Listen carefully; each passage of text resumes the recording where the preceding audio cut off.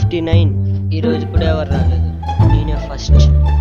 నా channel logo చాలా రోజుల నుంచి చిన్నప్పుడుదే ఉంది, అందుకే కొత్త ఛానల్ లోగో మార్చాను.